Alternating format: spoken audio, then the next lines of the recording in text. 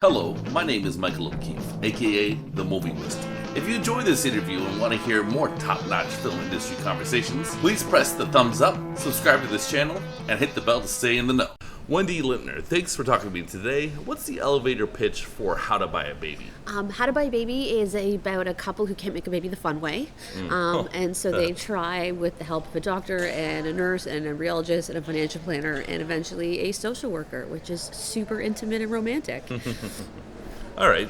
So you also write, I saw you wrote for the Beaverton? I do. The show. Can you tell me about that experience? I am, yeah. I'm actually writing for it right now as well for this current season. It's incredible. It's amazing to be in a room with people who are just so brilliant and talented. And I've always been a bit of a political junkie, so the idea of getting to write political satire is just incredible. And reading the news every day is pretty depressing, but...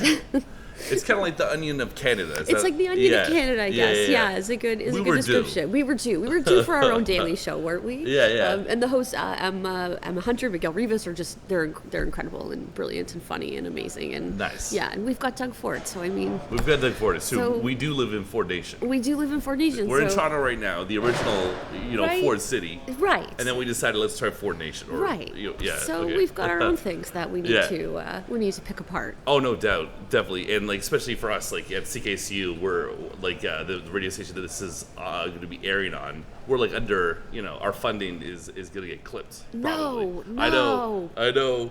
So, how long have you wanted to be a writer, and how did you get into it? What was the door for you, the path for you? That's a good question. I think I wanted to be a writer my whole life, but it always seemed like wanting to be an astronaut. All right. It just didn't seem like something that was at all possible, especially comedy writing. Didn't seem like something that was actually something that you could do. I actually started as a lawyer.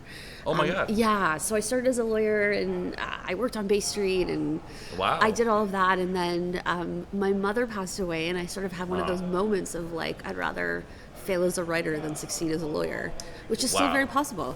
And so I just sort of you were at a crossroads, and it kind of like I was like at an emotional crossroads, and just I started taking like adult education classes at Ryerson. Cool. On writing. I took like a memoir writing course, and then I took a TV writing course and fell in love with TV writing. I started a blog well after blogs were cool, and freelance writing, and then eventually I wrote a script for Women on Screen, which is this incredible incubator program for digital series. And I wrote the pilot for How to Buy a Baby, and I was just so lucky that it sort of snowballed from there into a how many years has it been? I guess it's been probably since 2011 or 12 maybe that I started sort of like blog writing and freelance writing. I should say Jeff Dutsky, the showrunner of the Beaverton, took a chance on a kid like me, and I got to be a story coordinator on their first season, and then I got to move up to being a writer there. So that was also an amazing opportunity. Very cool, very cool.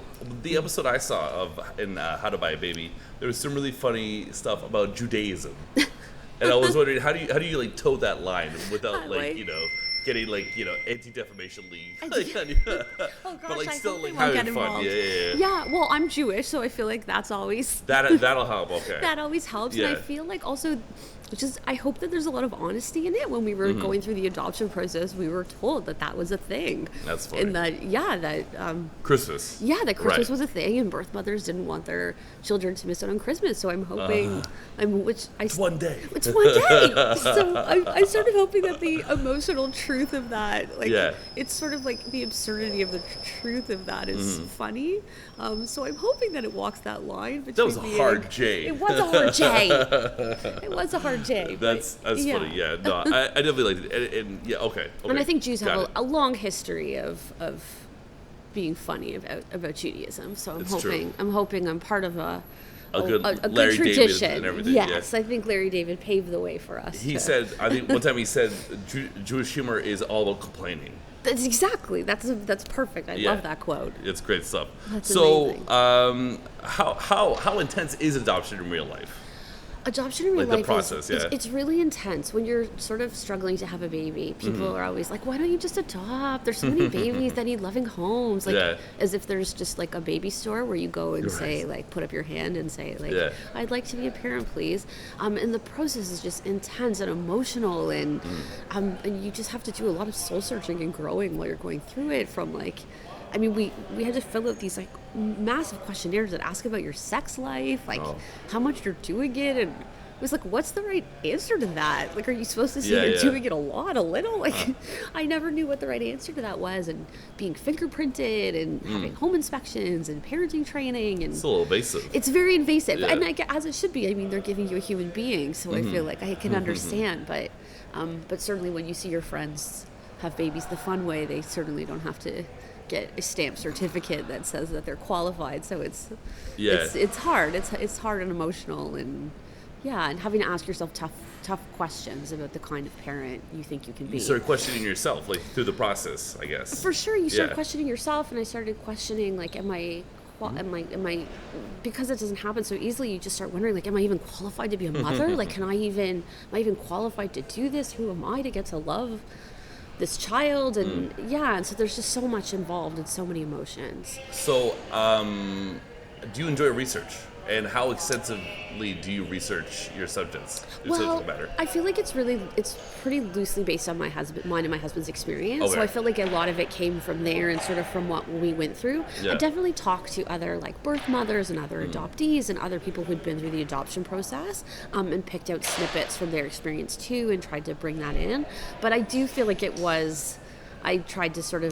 I felt like I was sort of writing about an adoptive parent, a hopeful adoptive parent's perspective, and I felt like I could bring that. And with the Beaverton, you're already into it.